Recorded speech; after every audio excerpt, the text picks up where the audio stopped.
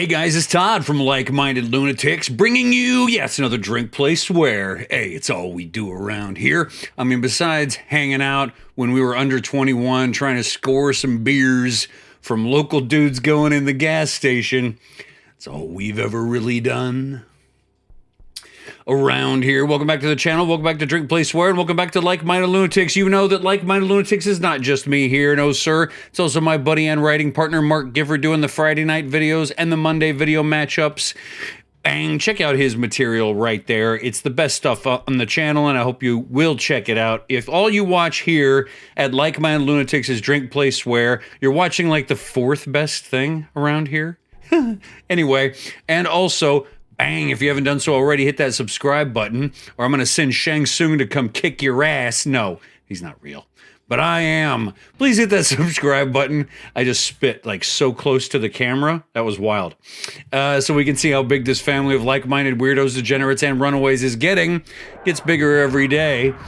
I went outside once, rolled a 1. That's what that says. Glad you're here. What is it that we do here at Drink, Play, Swear? Well, it's exactly what it sounds like. We play a game, usually a classic one, pair it with a beverage, and yeah, tell you a story. What do we got here today? Well, you guessed it. It's Mortal Kombat 3. Where's that logo? Nope, not yet. It's Mortal Kombat 3 on the Super Nintendo Entertainment System. Very exciting about that.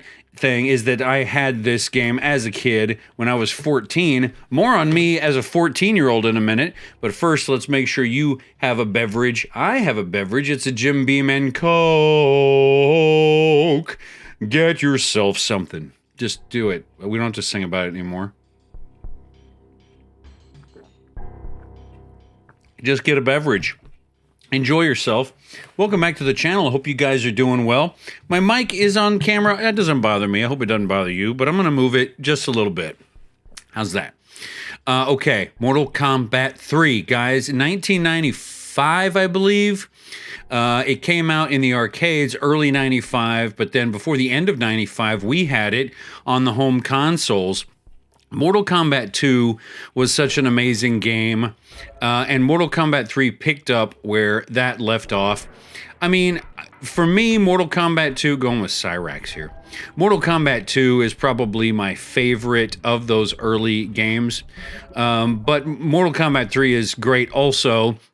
You got Shao Kahn as the villain, who's a great big bad. You know, Mutaro, I think that dude's name is. You always need like a henchman monster in the Mortal Kombat series. That's fun. And then what did they do here? They did a mix of the original cast with like tech shit, robots. Well, I already told you before that in Mortal Kombat 1, I am a Scorpion guy, right? In Mortal Kombat 2, kept up with Scorpion, but I picked up... what? I picked up a Baraka. Well, in Mortal Kombat 3, I kept those two guys, but I picked up myself a Cyrax. He's sort of the, you know, robot Scorpion, basically. And so it was an easy transition. Fun game. Fun game. All right, what do you want to get into in terms of the story today? Well, as I told you, this game came out when I was 14 years old. Look at me, I'm cowering in the back, and Sonya knows I'm scared of her. I am scared of her. She's like special forces, also like, you know, she's pretty. It's like in, you know, Indiana Jones, and the third, you know, the third one where the German tricks him, right? Because he kind of has eyes for her. I'd be like, Sonya, you know, we don't have to fight. Bang, right in the mouth. Dirtbag, and I would deserve it. Okay, 14 years old, this game comes out. I'm playing it in the arcades, and as soon as I'm able to, I'm also playing it at home. But one thing, ooh, it's gonna let me pause here for a beverage and to talk to you before we get into the second fight. One thing about being 14 is you're ready to start making some trouble, aren't you? Well, I was a cigarette smoker back then. This is the mid-90s, right? And all my friends were as well. And living in South Texas, your big dream is air-conditioned smoking, right? Because you live at home with your parents still, and even if they smoke, you're not admitting that you smoke because, like, you'd get in trouble. So you smoked outside a lot in the heat of the day. 100 degrees in August, smoking outside, sweating. And so your goal is to find air-conditioned smoking. So what we did a lot was hang out in Jim's coffee shop or some place like International House of Pancakes or some place like that that would let you sit down around an ashtray, get a plate of fries and a couple of Cokes, and waste some time. But occasionally you wanted to feel a little more grown up, didn't you? And so we'd hatch these plans to find other ways to smoke in air conditioning. And one Friday, my good buddy, let's call him Larry, because I don't feel comfortable saying his real name without talking to him about it first.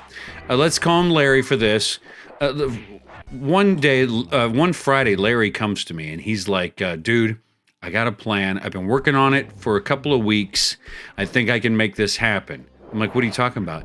He says, tonight, you and me, we're going to get a hotel room. Don't worry, I'm not hitting on you. I go, no, dude, that's cool. He said, we're going to get a hotel room. We get 2 double beds, and we'll hang out smoking in bed. We get to sleep there, and then, we'll get to wake up in the morning just like all those cool 80s and 90s movies, right? Think about Lethal Weapon, Mel Gibson waking up, or a Bruce Willis movie, waking up and smoking a cigarette in bed. Wow. Let's get a hotel room, and let's make it happen. I go, well, I mean, this sounds great and everything. Look at this. They took out Scorpion. How could you do that to us in this game? You know what I mean? He says, let's get a hotel room and let's have a great time. I said, how are we going to pull this off, dude? We're not old enough to get a hotel room. I'm not old enough to buy beer. Of course, you're going to want beer if you're in a hotel room. He says, dude, I got it all figured out, he says. There's a lot of working parts to this, right? Number one, you need to be able to get a hotel room. Well, I'm like 14, 15 years old, and Larry had just turned 18, right? But most hotels and motels have policies about not giving a room to anyone under 21 or sometimes 25. Now, I looked into it a little bit. And the state of Texas, which I lived in and live in now, does not actually have a law against giving a room to someone under the age of 21. But most big companies, they will make it a policy to do so because they don't want, dipshits trashing their hotels. So fine.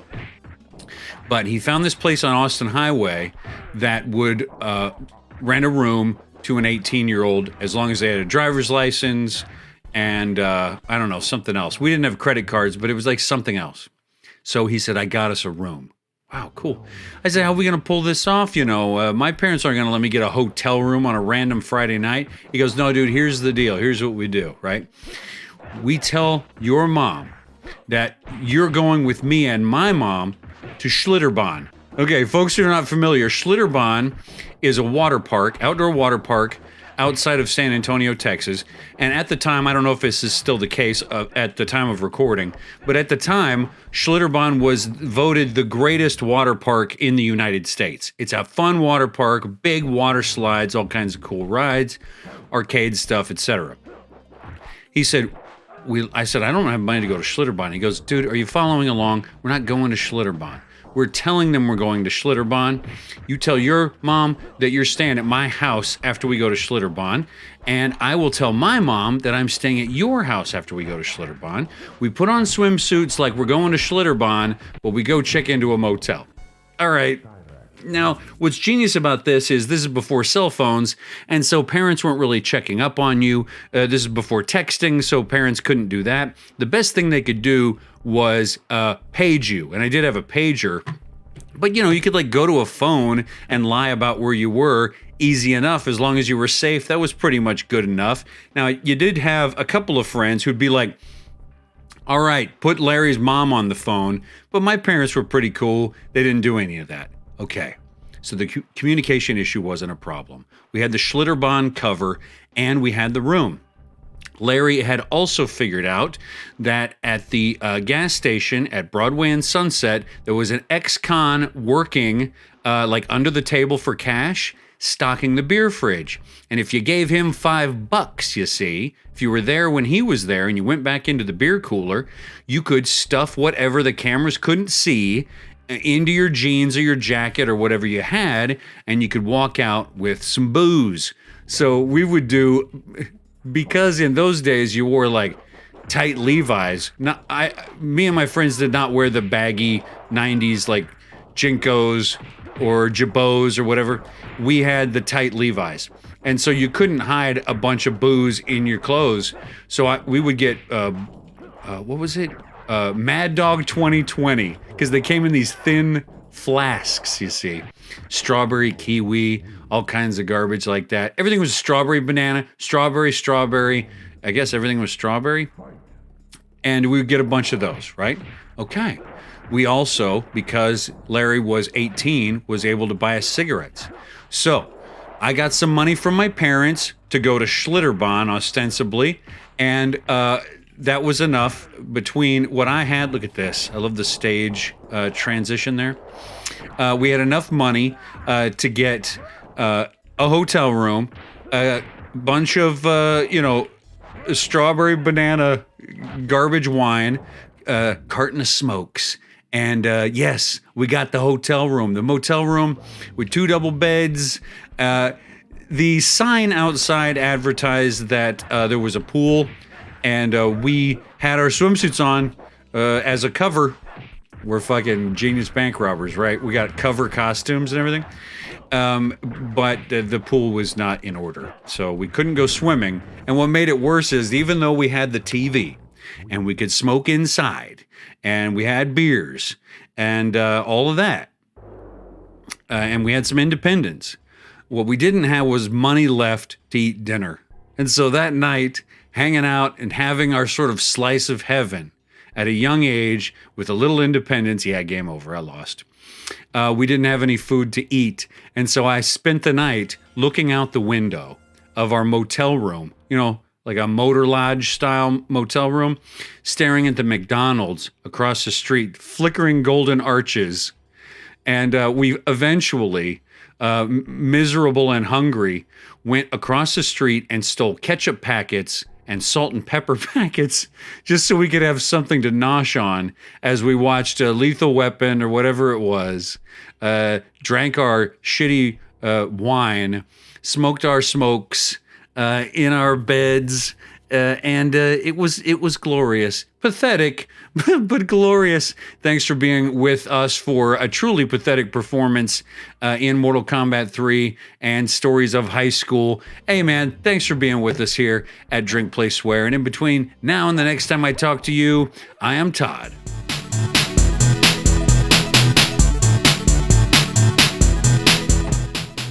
See you.